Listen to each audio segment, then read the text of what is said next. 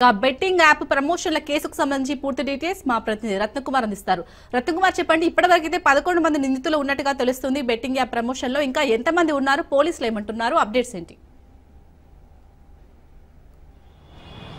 Yes Shalini, bettings ను promote చేస్తున్నటువంటి యూట్యూబర్లు, celebrities, social media ఇన్ఫ్లుయెన్సర్ల మీద పోలీసులు ఉక్కుపాదం మోపేందుకు రంగం సిద్ధం చేశారు.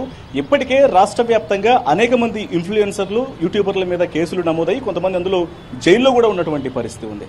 ఇక దీన్ని కొనసాగిస్తూ ఉన్నారు. ఇప్పుడు హైదరాబాద్ లో తాజాగా పంజగుట్టలో దాదాపు 11 మంది మీద పోలీసులు కేసు నమోదు చేయడం జరిగింది. ఇందులో యూట్యూబర్లు ఉన్నారు, సెలబ్రిటీస్ ఉన్నారు, అలాగే సోషల్ మీడియా ఇన్ఫ్లుయెన్సర్లు కూడా ఉన్నారు. ముఖ్యంగా విష్ణుప్రియ, అలాగే సుప్రీత, మరోవైపున టేస్టీ తేజ, ఇమ్రాన్ అనేటువంటి యూట్యూబర్, హర్ష సాయి, ఇలా వరుసగా ఉన్నటువంటి యూట్యూబర్లు, సెలబ్రిటీస్తో పాటు మరొక 6 మొత్తం 11 మంది మీద కేసులు నమోదు చేశారు.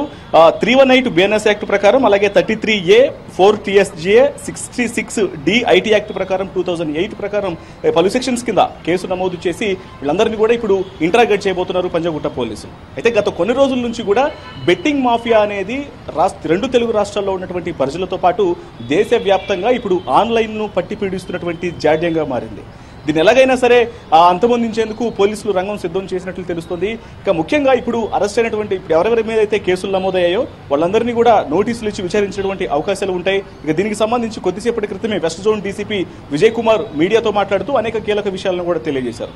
ముఖ్యంగా ఇప్పుడు సోషల్ మీడియా వ్యాప్తంగా ఎక్కువ మంది ఫాలోవర్లను కలిగి ఉండి లక్షల నుంచి మిలియన్ల వరకు ఫాలోవర్స్ను కలిగి ఉన్నటువంటి ప్రతి ఒక్క ఇన్ఫ్లుయెన్సరు, యూట్యూబరు, అలాగే సెలబ్రిటీసు వీళ్ళు ఎక్కువ మొత్తంలో సంపాదించాలన్నటువంటి ఉద్దేశంతో అడ్డదారి వెతుక్కోవడంలో భాగంగానే ఈ బెట్టింగ్ను ప్రమోట్ చేస్తూ ఉన్నారు. బెట్టింగ్ను ప్రమోట్ చేస్తూ తాము బయోస్లో పెట్టుకున్నటువంటి లింకులు కావచ్చు, తమ టెలిగ్రామ్ ఛానల్లో ఒక టెలిగ్రామ్ ఛానల్ ఓపెన్ చేసి ఆ టెలిగ్రామ్ని దాంట్లో సబ్స్క్రైబ్ చేసుకొని ఫాలో అయితే మీకు ఆ రకమైనటువంటి బెట్టింగ్ యాప్స్కు సంబంధించినటువంటి గేమ్స్ ఆడటం ద్వారా పెద్ద మొత్తంలో లక్షల రూపాయలు సంపాదిస్తారు, మీకు వెంటనే ధనవంతులు అయిపోతారనేటువంటి అత్యాశ చూపించి వాళ్ళ రకంగా ఆ బెట్టింగ్ యాప్స్లోకి గేమ్స్ ఆడి తర్వాత జీవితాలను నాశనం చేసుకొని ఇప్పటికీ ఎంతోమంది ప్రాణాలు కోల్పోయారు.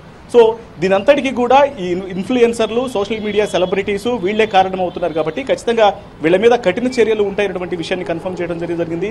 అందులో భాగంగానే ఇప్పుడు సోషల్ సర్వీస్ చేసినటువంటి ఒక వ్యక్తి ఇచ్చినటువంటి ఫిర్యాదు మేరకు కొన్ని వివరాలన్నీ సేకరించిన తర్వాత ప్రస్తుతానికి 11 మంది మీద కేసులు నమోదు చేశాము.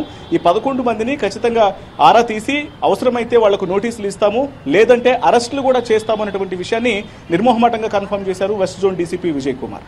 అయితే దీనికి సంబంధించి ఇప్పటికే ఎవరైతే సెలబ్రిటీ ఉన్నారో బిగ్ బాస్ సీజన్లో కావచ్చు, అలాగే మనకు టీవీ షోలలో నిత్యం కనిపిస్తూ ఉండేటువంటి